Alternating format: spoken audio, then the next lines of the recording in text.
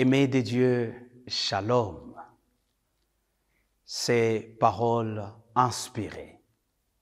Aujourd'hui, nous abordons un thème intitulé « Il y a toujours un moyen que Dieu utilise pour sauver son peuple. Il y a toujours une dimension par laquelle Dieu opère un miracle. »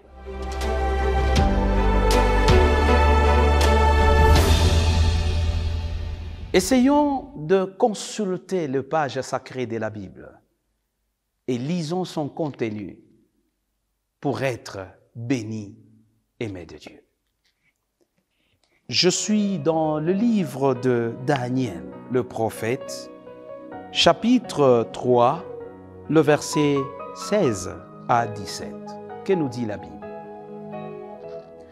Si vous ne l'adorez pas, vous serez jetés à l'instant même au milieu d'une fournaise ardente. Et quel est le Dieu qui vous délivrera de ma main? Shadrach, Meshach et Abednego répliquèrent au roi Nebuchadnezzar: nous n'avons pas besoin de te répondre là-dessus. Si cela doit être, notre Dieu que nous servons peut nous délivrer. Il nous délivrera de la fournaise ardente et de ta main, ô roi. Ils étaient déportés, ces jeunes hommes, de leur pays où ils vivaient en joie, de Jérusalem, ces Israélites, ces trois Hébreux, dans la déportation arrivant au sein de Babylone, un pays étranger. Ils étaient confrontés à une situation de passer par une vie d'esclavage. Mais ils n'ont pas oublié les bonnes coutumes, ils n'ont pas oublié des bonnes habitudes, ils n'ont pas oublié la foi qu'ils avaient au départ. Tout jeunes, arrivés dans un pays étranger, il y avait une loi qui a surgi et le roi Nebuchadnezzar va ériger une statuette qui représentait la royauté. Et vous savez bien que le roi voulait vérifier la loyauté que disposaient ses sujets au sein de tout son pays ou toute sa contrée babylonienne.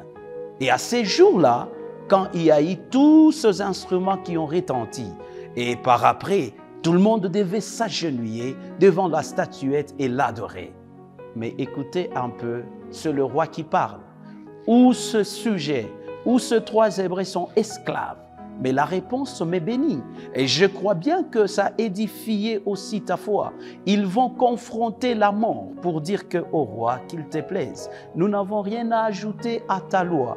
Mais au moins, nous n'adorerons jamais la statue et nous n'allons jamais nous agenouiller. Combien de fois dans l'entreprise où tu vis, on t'a demandé de changer de phase, de quitter la véritable adoration et d'adhérer dans les sciences mystiques. Allez-vous aussi répondre à cette loi-là qui est érigée pour la promotion et dire que nous n'avons ni même le temps de discuter par rapport à cette loi qui est érigée? Aimés de Dieu, nous sommes dans un monde où nous devons passer par plusieurs examens, mettons toujours devant tout la foi. Qu'est-ce qui s'était passé après leur réaction? Ils ont été jetés dans la fournaise ardente. Est-ce Dieu les a abandonnés? Est-ce Dieu n'a pas montré sa fidélité? Il est fidèle. Il y a toujours une possibilité dans ce que tu traverses comme situation, quelle que soit sa perplexité, mais au moins Dieu en qui tu crois est capable de te sauver. Il vient. Vois-tu sa main? Je la vois. Il va venir changer ta vie. Prions, aimés de Dieu. Seigneur Jésus, nous comptons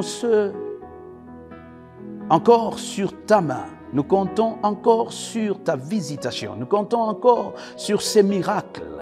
Nous voulons dire non à tout ce que l'ennemi nous propose pour que nous puissions te quitter. Ma sœur, mon frère sont devant un grand examen. Soutiens-le. Tu es venu pour donner la conviction à nos amis hébreux. Et aujourd'hui, nous croyons encore en tes possibilités.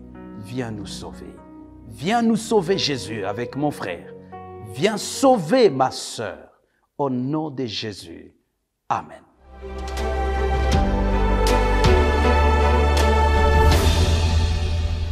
Aimés de Dieu, je crois bien que vous avez aimé la vidéo. N'oubliez pas de la partager avec les autres pour leur édification. Veuillez vous abonner à notre chaîne YouTube Advent Media. Que le Seigneur vous bénisse.